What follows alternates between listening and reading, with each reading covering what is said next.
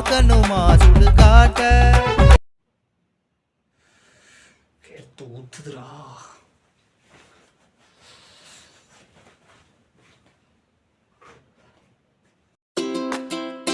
இந்த மாதிரி ஒரு ப்ராப்பர்ட்டி கையில் இருந்தால் தான் ஒரு கான்ஃபிடென்ஸே வருது.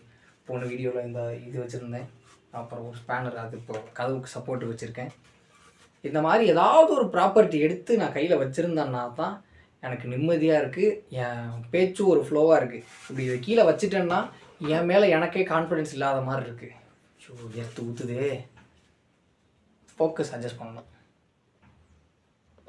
ஐயோ இருட்டாயிட்டான், பரவாயில்ல. என்னென்னா சோஷியல் மீடியா ஒரு எத்தனை வருஷம், 6 வருஷம் இருக்கும்னு நினைக்கிறேன். இன்ஸ்டாகிராம் எப்போது 2 4 5 வருஷத்துக்கு முன்னாடி நான் இன்ஸ்டாகிராம் ஓப்பன் பண்ணேன் ஃபஸ்ட் டைமாக. 5 வருஷத்துக்கு முன்னாடி ஓப்பன் பண்ணப்போ இன்ஸ்டாகிராமில் நான் ஓப்பன் பண்ணதுக்கு காரணம் என்னோடய ஃப்ரெண்ட்ஸ் 2 பேர். அவங்க வந்து கிளாஸில் என்னடா ஓவர் இருட்டாக இருக்குது.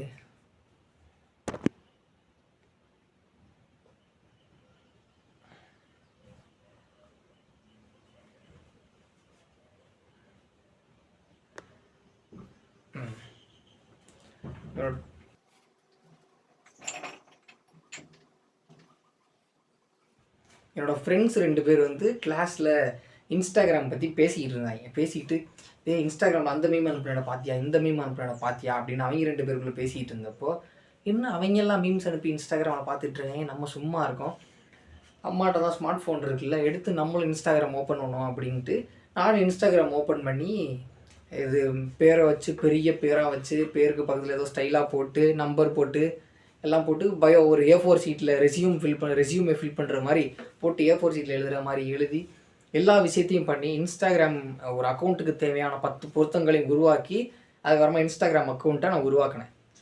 நானே ஒரு ஃப்ளோவாக பேசணும்னு நினச்சாலும் வேர்த்து ஊற்றுது.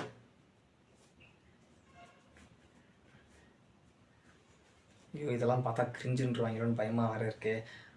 ஒரு 4 வருஷம் இருக்குமா, 4 வருஷத்துக்கு முன்னாடி வீடியோ போட்டப்பெல்லாம் எவன் என்ன சொல்லுவான் அப்படிங்கிற ஒரு இதுவே கிடையாது. எவன் என்ன பண்ணால் நமக்கு என்ன, நம்ம வீடியோ போட்டோம்னா பார்க்க போகிறான், பிடிக்கலன்னா பார்க்காம இருக்க போகிறான் அப்படிங்கிற ஒரு 2 ஆப்ஷன் தான். ஒன்று பார்க்கலாம் இல்லை பார்க்காம இருக்கலாம். ஆனால் இப்போ வந்து 3வது ஒரு ஆப்ஷன் இருக்குது, நம்மளை போட்டு அடின்னு அடிக்கிறது.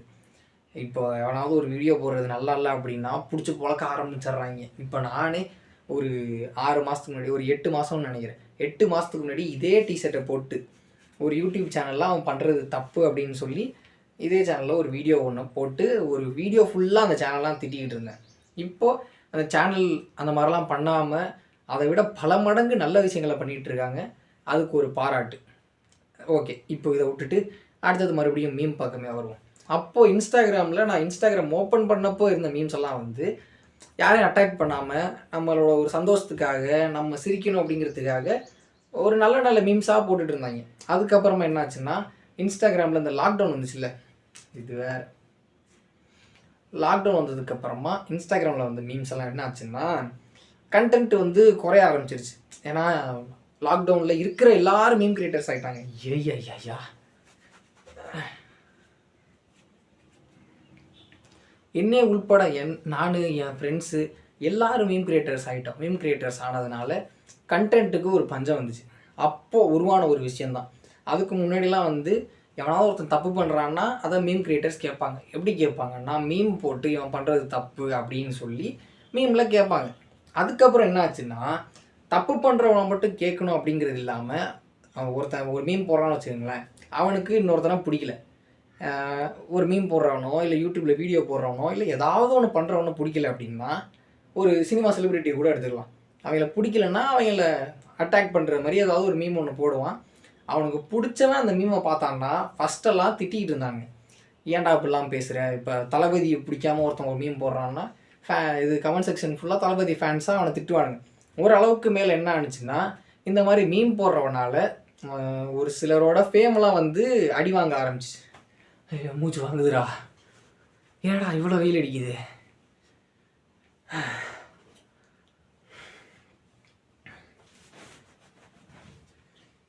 என்ன வெயில். ஏன்டா இன்ஸ்டாகிராம் மீம் கிரியேட்டர்ஸ் அப்படி இல்லை, ஏன்டா இன்ஸ்டாகிராம் மீம் கிரியேட்டர்ஸ் உங்களுக்கெல்லாம் என்னதான்டா ஆச்சு? ஏன்டா அப்படி பண்ணுறீங்க? நான் ஒரு 5-6 வருஷத்துக்கு முன்னாடி இன்ஸ்டாகிராம் ஓப்பன் பண்ணப்போ என்னது ஒரு 10ஆம் வகுப்பு படிச்சுக்கிட்டு இருந்தேன்னா 10ஆம் வகுப்பு போகலையான்னு தெரியல. அப்போ வந்து 9ஆம் வகுப்பு முடிக்கிறது வந்து ஒரு குவாலிஃபிகேஷன். இன்ஸ்டாகிராமுக்குள்ளே வரணும் அப்படின்னா 9ஆம் வகுப்பு முடிச்சிட்டியா, உனக்கு ஒரு 15 வயசு ஆயிடுச்சு, நீ இன்ஸ்டாகிராமுக்குள்ளே வரலாம் அப்படிங்கிறது ஒரு எழுதப்படாத ஒரு ரூல் அப்படின்னு வச்சுக்கலாம். இப்போ வந்து ஒரு 7ஆம் வகுப்பு முடிச்சிட்டேனாலே நீ இன்ஸ்டாகிராமுக்குள்ளே வரலாம் அப்படிங்கிறது இப்போ ஒரு எழுதப்படாத ஒரு ரூல். நான் 12ஆவது படிச்சுக்கிட்டு இருக்கும்போது எனக்கு ஜூனியராக இருந்தவங்க அப்போ 8ஆம் வகுப்பில் இன்ஸ்டாகிராமுக்குள்ளே வந்தாங்க. இப்போ அவங்களுக்கு ஒரு ரேஞ்ச் முன்னாடி போய் 7ஆம் வகுப்புலேருந்து இன்ஸ்டாகிராம் யூஸ் பண்ண ஆரம்பிச்சிட்டாங்க எல்லாரும். எரியுதுடா எரியுது. இந்த மாதிரி ஒரு ப்ராப்பர்ட்டி கையில் இருந்தால் தான் ஒரு கான்ஃபிடென்ஸே வருது. இப்போ எவனையாவது எதிர்த்து கேள்வி கேட்கணும்னு வைங்களேன், நம்ம பேசவே இல்லைனாலும் இதை ஒரு ஆக்ஷனாக வச்சு இப்படி ஒரு ஓங்கி காட்டிட்டு நம்ம ஏதோ பெரிய வீரன் மாதிரி காட்டிக்கலாம். போன வீடியோவில் அப்படி தான் இந்த ஒரு ப்ராப்பர்ட்டியாக வச்சுருந்தேன். இது ரெட்புல், இது ஹைட்ரேஷன் ட்ரிங்க். ரெட்புல் கிடையாது, 4 நாளைக்கு முன்னாடி வாங்கின ரெட்புல் பாட்டிலில் இன்றைக்கி தண்ணி ஊற்றி வச்சுருக்கேன். இனிமேல் எல்லா வீடியோலையும் இது இருக்கும். ஏன்னா தண்ணி ஊற்றி வைக்கிறது இதுதான் கொஞ்சம் ஸ்டைலாக இருக்குல்ல. நல்லா இருக்கு, பரவாயில்ல. ஓகே, இந்த மாதிரி ப்ராப்பர்ட்டிஸ் இருந்துச்சுன்னா ஒரு கான்ஃபிடன்ஸ் வருது.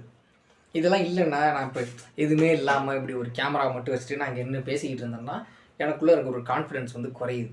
அதுக்காக தான் இப்படி பக்கத்துலேயே பல பொருட்கள் வச்சு நான் வீடியோ போட்டுட்ருக்கேன். ஓகே, அட்டாக்கிங் மோடுக்கு வரும். இப்போ இன்ஸ்டாகிராமில் இருக்கிற மீம் கிரியேட்டர்ஸ் உங்களுக்கு என்ன தாண்டா ஆச்சு? என்னடா பிரச்சனை? ஏன்டா உங்களுக்குள்ளே நீங்களே போட்டு அடிச்சுக்கிறீங்க? எவனாவது ஒருத்தர் அடிக்கிறதுக்குன்னே மீம் போடுவீங்களாடா? வேறு எதுவுமே உங்களுக்கு தெரியலையா? நான் ஒரு 5-6 வருஷத்துக்கு முன்னாடி இன்ஸ்டாகிராம் ஓப்பன் பண்ணப்போ அப்போ இருந்த மீம் கிரியேட்டர்ஸ்லாம் வந்து என்ன பண்ணுவாங்கன்னா சிரிக்கிற மாதிரியான மீம்ஸு, சிரிக்கிறதுக்கு மட்டும்தான் மீம்ஸ் போடுவாங்க. ஒரு ஃப்ரெண்ட்ஸுக்குள்ளே நடக்கிற ஜோக்கு, ஃபேமிலியில் நடக்கிற ஜோக்கு, லவ்வர்ஸ்குள்ளே நடக்கிற ஜோக்கு, அப்பா அம்மா சண்டை போடுறது, அதுலேருந்து ஒரு காமெடி, இந்த மாதிரி டீச்சர் ஸ்டூடெண்ட் ஜோக்கு, இப்படி ஜோக்கு நம்ம லைஃப்பில் எங்கெங்கெல்லாம் இருக்குமோ அந்த மாதிரி ஜோக்கெல்லாம் எடுத்து ஒரு டெம்ப்ளேட் வச்சு மீம் போட்டுட்டு இருந்தாங்க. எப்போது அந்த லாக்டவுன் வந்துச்சுல்ல, லாக்டவுன் வந்ததுக்கப்புறமா இருக்கிற எல்லோரும் மீம் கிரியேட்டர்ஸ் ஆகிட்டாங்க. எனக்கு முன்னாடி இருந்தாங்களே ஒரு 2 ஃப்ரெண்ட்ஸு, அவங்க எல்லாரும் சேர்ந்து மீம் கிரியேட்டர்ஸ் ஆகிட்டோம். அதனால என்ன ஆச்சுன்னா மீமுக்கு வந்து கண்டென்ட்டோட கட்டுப்பாடு வந்துருச்சு. தட்டுப்பாடா என்னது ஏதோ ஒன்று, கண்டென்ட் வந்து நிறைய இல்லை. எல்லோரும் வந்து சோஷியல் மீடியா யூஸ் பண்ண ஆரம்பித்து எல்லோரும் மீம் போட ஆரம்பித்ததுனால இந்த மீம் போட்டோன்னா இது ஆல்ரெடி போட்டாங்க, இது காப்பீடு மீம் அப்படின்றவனுங்க. அதனால என்ன பண்ண ஆரம்பிச்சிட்டாங்கன்னா முதல்லலாம் மீம் போடும்போது மற்றவங்க பண்ணுற தப்பை வந்து தட்டி கேட்குறதுக்கு மீம் போடுவாங்க ஒரு சில மீம் கிரியேட்டர்ஸ் எல்லாம். அந்த மாதிரி போட்டுட்டு இருந்த டைமில் அதுக்கப்புறமா என்னாச்சு, லாக்டவுனில் மீம் கண்டென்ட் குறைஞ்சி போனதுக்கப்புறமா எவனாவது ஒருத்தன் இழிச்சவன் சிக்கிடுவான், அவனை பிடிச்சி அடிக்கிறதுக்காக மீம் போட ஆரம்பித்தாங்க. மேபி நான் எப்போது லாக்டவுனில் நானும் வீடியோ போட ஆரம்பித்தேன். அப்படி வீடியோ போட ஆரம்பித்தப்போ நானும் என் கண்ணிலேயே சிக்கியிருந்தேன். அந்த மாதிரி என் கண்ணிலேயே சிக்கியிருந்தேன்னா என்னையும் போட்டு 4 அடி அடித்து அவங்க ஒரு பெரிய சேனல் ஆகி என்னையும் பெரிய சேனல் ஆக்கி விட்டுருப்பாங்க. யார் கண்ணிலையும் நான் சிக்காததுனால இன்னமும் இப்படியே இருக்கேன். அப்போது சிக்கின ஒரு 4-5 பேர் இருந்தானுங்க. அந்த 4-5 பேரையும் வச்சு செஞ்சு விட்டு அந்த டிக்டாக்கு இந்த மாதிரிலாம் பார்த்து புல்லெட்டு, ஜிபி முத்து இந்த மாதிரி பல பேர் அது என்னது அப்போது ட்ரோல் பண்ணிட்டு தான் இருந்தாங்க. ட்ரோல் பண்ணுறதுக்காக பெரிய ஆள் ஆகி அதுக்கப்புறமா பெரிய ஆள் ஆகிட்டாங்க. இப்போது என்ன ஆச்சுன்னா இந்த மாதிரி அப்போது லைட்டாக ட்ரோல் பண்ணிகிட்டு இருந்தவங்க இப்போ அடுத்தவனை அடிக்கிறதுக்காகவே மீம் பேஜ் வச்சுருக்காங்க. என்ன தாண்டா அவங்களுக்குலாம் பிரச்சனை? ஒன்று அடுத்தவனை போட்டு அடிக்கிறானுங்க, இல்லை அவங்களே அடிச்சுக்கிறானுங்க. இதுக்காக தான் மீம் பேஜ் இப்போதைக்கு இருக்குது. 3 நிமிஷத்துக்கு மேலே தொடர்ந்து பேசியிருக்கேன், மூச்சு வாங்குது, வேர்த்து ஊற்றுது, வெயில் கொளுத்துது. என்னடா இது வெயில்? கொஞ்ச நாளைக்கு முன்னாடி மழை பெஞ்சிட்டு இருந்துச்சு, சந்தோஷமாக இருந்தேன். இப்போ என்னடா இந்த ஊற்றுது? ரூமுக்குள்ளே ஃபேன் போடாமல் வீடியோ எடுக்க முடியல. யாராவது பெரிய மனசு பண்ணி ஏசி வாங்கி கொடுங்க.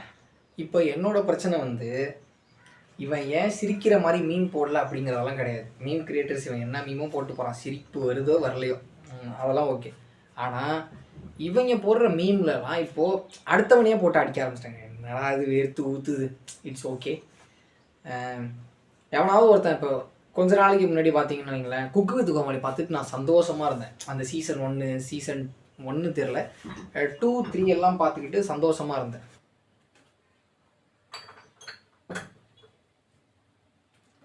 சீசன் 2 சீசன் 3 எல்லாம் பார்த்துட்டு ரொம்பவே சந்தோஷமாக இருந்தேன். ஆனால் அப்போது என்ன ஆச்சுன்னா மீம் கிரியேட்டர்ஸ் அப்போ தான் அந்த லாக்டவுன்லாம் போயிட்டு இருந்துச்சா, அந்த அடுத்தவனை போட்டு அடிக்கிற மீம் கிரியேட்டர்ஸ்லாம் இருக்காங்கல்ல, அவங்கெல்லாம் நிறைய இருந்ததுனால குக்கு வித் கோமாளியும் அவங்களுக்கு கிரிஞ்சாக தெரிஞ்சிச்சு. குக்கு வித் கோமாளி கிரிஞ்சாக தெரிஞ்சதுனால நான் ஜாலியாக இன்ஸ்டாகிராமில் குக்கு வித் கோமாளியை பற்றி பெருமையாக போடுற மீம்ஸ்லாம் இருக்கும்ல, நம்ம பார்க்குற ஒரு ஷோ அதை பற்றி பெருமையாக மீம் போடுறாங்க அப்படின்ட்டு ஒரு சந்தோஷத்தில் இருந்தேன். அதுக்கப்புறமா என்னாச்சு, கொஞ்ச நாளில் அதை போட்டு அடிக்க ஆரம்பிச்சிட்டாங்க. இவன் கிரிஞ்சு அவன் கிரிஞ்சு, இதெல்லாம் ஒரு காமெடியாடா, என்னடா விஜய் டிவி ஜோக்கு இப்படி போட்டு நான் அப்போ பார்த்து சிரிச்சுட்டு இருந்த ஒரு சேனல் கலக்க போகுது யார், இந்த மாதிரி ஷோவெல்லாம் பார்த்து சிரிச்சுட்டு இருந்தேன். இவங்க போடுற மீமை பார்த்துட்டு எனக்கு அப்போ குக்கு வித் கோமாளி நல்லா இல்லை போல், அது கிரிஞ்சு அப்படின்ட்டு குக்கு வித் கோமாளி பார்க்குறத நான் நிறுத்திட்டேன். அது வரைக்கும் அதை பார்த்துட்டு நான் சந்தோஷமாக இருந்தேன். அது போனதுக்கப்புறமா என் லைஃப்பில் இருந்த ஒரு சந்தோஷம் அப்படிங்கிற ஒரு பார்ட்டு குறைஞ்சிருச்சு. காரணம் நீதான் மீன் போட்டவன் இவனே 2 வருஷத்துக்கு முன்னாடி ஒரு சந்தோஷமாக குக்கு வித் கோமாளி பார்த்துட்டு இருந்தேன். 2-3 வருஷம் ஆச்சுன்னு நினைக்கிறேன்.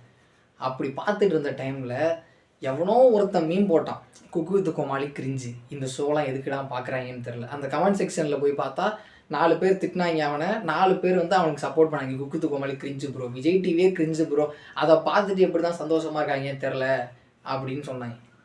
அதை பார்த்ததுக்கப்புறமா அதை பார்த்து சந்தோஷமாக இருந்தேன். நானும் அந்த ஷோ கிரிஞ்சு தான் அப்படின்னு நம்பி அந்த ஷோவை பார்க்காம போயிட்டேன்டா.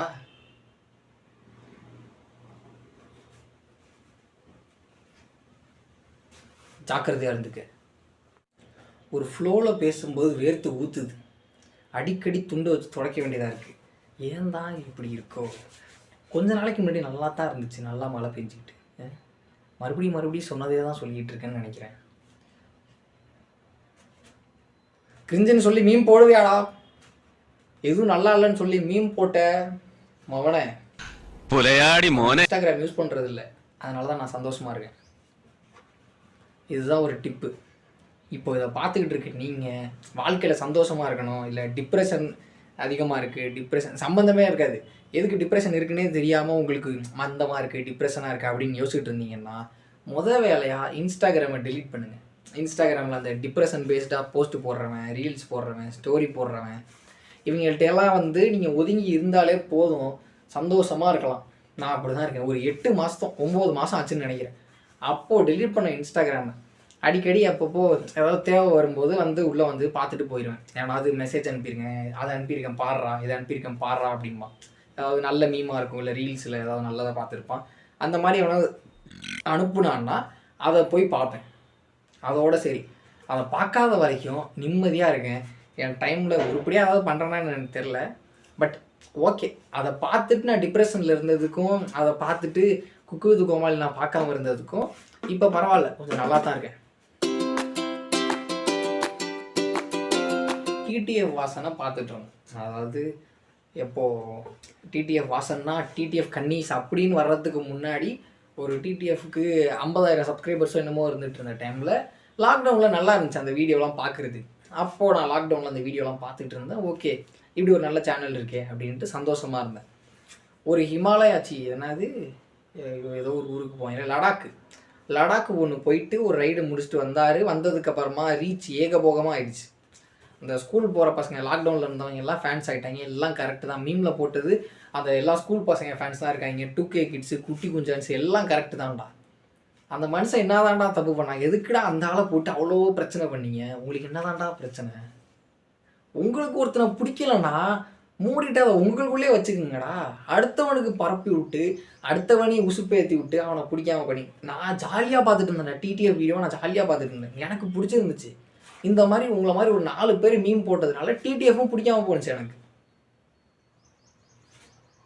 மறுபடியும் சொல்கிறேன், ஜாக்கிரதையாக இருந்துக்க.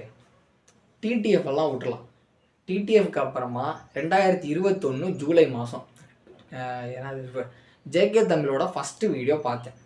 என்ன வீடியோன்னு ஞாபகம் இல்லை, 2021 ஜூலை மாதங்கிறது மட்டும் நல்லா ஞாபகம் இருக்குது. நல்லா தான்டா இருந்துச்சு வீடியோ. அதுக்கப்புறமா தொடர்ந்து அந்த சேனலை பார்த்துக்கிட்டே இருந்தேன். இன்ஸ்டாகிராமில் அதே டைமில் இன்னொரு மீம் பேஜ், அந்த மீம் எப்படின்னா நல்லா பார்க்குறதுக்கு சிரிப்பு வர மாதிரி இருக்கிற ஒரு மீம் பேஜை ஃபாலோ பண்ணிட்டு இருந்தேன். அந்த மீம் பேஜ்லேயும் திடீர்னு என்ன ஆனிச்சுன்னு தெரில, அவனும் ஒரு நாள் ஜேகே தமிழ் டெம்ப்ளேட்லாம் எடுத்து போட்டு ஜேகே தமிழ் வந்து கிரிஞ்சு அப்படின்னு போட்டிருந்தான். அதுக்கப்புறமா ஒரு 1-2 மீம் அதே மாதிரி அவன் போட்டுகிட்டே இருந்தான். அது வரைக்கும் டெய்லி ஜேகே வீடியோ அதுக்கு முன்னாடி போட்டிருந்த வீடியோலாம் அப்போ தான் உட்காந்து பார்த்துட்டு இருந்தேன். டெய்லி ஒரு வீடியோ பார்த்துட்டு இருந்தேன் நான். இவனால் ஜேகே தமிழ் சேனலும் பிடிக்காம போன மாதிரி ஜேகே போடுற அடுத்தடுத்த வீடியோவெல்லாம் பார்க்காம போயிட்டேன். எரியுதிரி மாலா ஃபேனை போடு, ஃபேனை போட்டால் சவுண்டு வருது. இதுதான் இப்போதைக்கு ஃபேனு. ஐயோ இதை பார்த்தாலும் கிரிஞ்சுன்றாங்க, ரெண்டு பயமாகவே வேறு இருக்குது. ஓகே பரவாயில்ல, நீ எவன் அட்டாக் பண்ணான்னு நமக்குண்ணா, நான் கிரிஞ்சாகவே இருந்தாலும் சந்தோஷமாக இருக்கேன். அடுத்து அட்டாக் பண்ணப்பட்டது வந்து எனக்கு தெரிஞ்சு தாஜ்மோலாவும் அப்புறம் அது மாதிரியே இன்னொருத்தர் ஒருத்தன் போடுவான். அவங்க 2 பேரையும் அடுத்தது போட்டு தாக்கினாங்க. எப்போனா இது ஒரு 1.5 வருஷம் இருக்கும்னு நினைக்கிறேன். 1.5 வருஷத்துக்கு முன்னாடி தாஜ்மோலாவை சம்மந்தமே இல்லாமல் பிடிச்சி அடிச்சுக்கிட்டு இருந்தாங்க. அதுக்கு காரணம் எல்லா வீடியோலையும் ஒரே மாதிரி என்னதான்டா உனக்கு பிரச்சனை வாட்ஸ் அப்படி இங்கிலீஷில் கலந்து விட்டு இவர் பேச ஆரம்பித்தது இவங்களுக்கு பிடிக்கல. இவங்களுக்கு பிடிக்கலன்னா இதை அவங்களுக்குள்ளேயே வச்சுக்கணும். மீம் போடுறவன் எதுக்கு அவன் ஒப்பீனியனை கொண்டு போய் அடுத்தவன்கிட்ட சொல்கிறங்கிற பேரில் ஹேட்டரோட பரப்புறான், டேரெக்டாக பரப்புறான். இந்த ரூல்ஸ் பேசுகிறது அதெல்லாம் வச்சுக்கக்கூடாது. இவன் இப்படி மீம் போட்டதுனால தான் எனக்கு TTF Vasan, JK Tamil, cook with Comali இந்த மாதிரி 3 விஷயத்த, அதாவது நான் பார்த்து சந்தோஷமாக இருந்த விஷயம் நான் பார்க்காம போயிட்டு, அதாவது என்னன்னு சொல்கிறது, நான் சந்தோஷமாக இருந்த விஷயம் இவனால் பார்க்காம போயிட்டேன். அதுக்கப்புறமா அந்த சந்தோஷம்லாம் எனக்கு இல்லாமல் போச்சு, அவ்வளோதான். அதே மாதிரி தான் தாஜ்மோலா வந்து ஒரு 2-3 வீடியோ பார்த்துருக்கேன். 2-3 வீடியோ பார்த்துட்டு ஓகே நல்லா தானே இருக்குது அப்படின்னு பார்த்துட்டு அவ்வளோ ஒன்றும் பார்த்ததில்லை. ஆனால் அதுக்கப்புறமா தாஜ்மோலாவை போட்டு அடிக்க ஆரம்பிச்சிட்டாங்க. அவனுக்காவது ஒருத்தனுக்கு ரீச் வந்துருச்சுன்னா போதும், அவனை போட்டு அடிக்கிறதே பொழப்பாக வச்சுருக்காங்க. 4-5 வருஷத்துக்கு முன்னாடி இன்ஸ்டாகிராமை நான் வச்சுருந்ததுக்கு காரணமே மீம்ஸ் தான்டா. அப்போ வந்து மீம் கிரியேட்டர்லாம் வந்து அதுக்கு முன்னாடி ஃபேஸ்புக்கில் நல்ல மீமாக போட்டு ஒரு மக்களுக்கு மத்தியில் ஒரு நல்ல ஆதரவில் இருந்தவன் இன்ஸ்டாகிராமுக்குள்ளே வந்தான். இன்ஸ்டாகிராம்லேயே அதே மாதிரி நல்ல மீமாக போட்டால் சந்தோஷமாக இருந்துச்சு இன்ஸ்டாகிராமே. எப்போ ஒருத்தன் நல்லா இருக்கிறது பிடிக்காம அவனை போட்டு அடிக்கிறதுக்காக மீன் போட ஆரம்பிச்சிங்களோ, உனக்கு ஒருத்தனை பிடிக்கலன்னா அதோட விட்டுறணும். மீம் போடுற அப்படின்னா என்ன ப்ரைவேட் அக்கௌண்ட்டில் வச்சுட்டு உன் ஃபாலோவர்ஸுக்கு மட்டும் போடு, அவ்வளோதான். மீம் போடுறேன்னா அவ்வளோ மட்டும் பண்ணு. அவரோட சம்மந்தமே இல்லாமல் எல்லாருக்கும் வர்ற மாதிரி மீமை போட்டு ஒருத்தனுக்கு இருக்கிற ஒரு என்ன சொல்கிறது நல்ல பேரை. 5 வருஷத்துக்கு முன்னாடி நான் ஓப்பன் பண்ணப்போ இருந்த இன்ஸ்டாகிராமு அவ்வளோ நல்லா இருந்துச்சு. மீமை பார்த்துட்டு சிரிச்சுக்கிட்டு சந்தோஷமாக ஃப்ரெண்ட்ஸுக்கு ஷேர் பண்ணிக்கிட்டு இந்த மாதிரி ஒரு நல்ல ஃபீல்டில் இருந்த மீமெல்லாம் பார்த்துட்டு சந்தோஷமாக இருந்தேன். எப்போ இந்த லாக்டவுனில் வந்த மீம் கிரியேட்டர்ஸ் எல்லாம் அடுத்தவனை போட்டு அடிக்கிறதுக்குன்னே மீம் போட ஆரம்பித்தானோ, அப்போ ஒரு சில டேங்க் மீமர்ஸ் ஒருத்தங்க இருக்கானுங்க, என்ன கதை நடக்குது என்ன நடக்குதுன்னே புரியாமல் அதை வச்சு டேங்க் மீம் போடுவாங்க, சிரிப்பு வர மாதிரி. அறிவுகட்ட பயல்வலா முதல்ல கதை என்னான்னு புரிஞ்சுக்கணும். ஒரு டெம்ப்ளேட் ஒன்று போடுறோம்னா அந்த கதை என்ன ஆச்சு, அதுக்கு முன்னாடி அந்த கதையில் நமக்கு தெரிஞ்சதெல்லாம் உண்மையா அப்படிங்கிறத போடணும். இது என்னான்னு தெரியணும்னா இதுக்கு மொதல் வீடியோ ஒன்று போட்டிருப்பேன். அந்த வீடியோவை பார்த்தீங்கன்னா அந்த டேங்க் மீமர் எதுக்கு பிடிச்சி அட்டாக் பண்ணுறேன் அப்படிங்கிறது தெரியும். இந்த மாதிரி தான் அவனுக்கு என்ன தெரியும் அப்படிங்கிறத மட்டும் வச்சு மீம் போட்டுட்டு இருக்க காரணத்தினால ஹேட்ரடு பரவிக்கிட்டு இருக்குடா. சிரிப்பு வர மாதிரி மீம் போடுங்கடா. சிரிப்பே வரலனாலும் பரவாயில்ல, மொக்க ஜோக்காக இருந்தாலும் பரவாயில்ல, அதை வச்சு மீம் போடுங்க. சம்மந்தமே இல்லாமல் அதை விட்டு அடுத்தவனை அடித்து அதில் ரீச் வந்து அதில் தான் நீ பெய்டு ப்ரமோஷன் பண்ணணும் அப்படின்ட்டு இருக்கிறன்னா தயவு செஞ்சு அந்த எண்ணத்தை விட்டு தொலைஞ்சிரு. வேண்டவே வேண்டாம், பெய்டு ப்ரமோஷனே வேண்டாம். அடுத்தவனை அடித்து அடுத்தவன் நல்லா இருக்கிறத பிடிக்காமல் வைத்தறிச்சலில் உனக்கு வருதில் ஒரு பெய்டு ப்ரமோஷன், அதெல்லாம் வேண்டவே வேண்டாம். ஜாக்கிரதையாக இருந்துக்க. இவன் வேற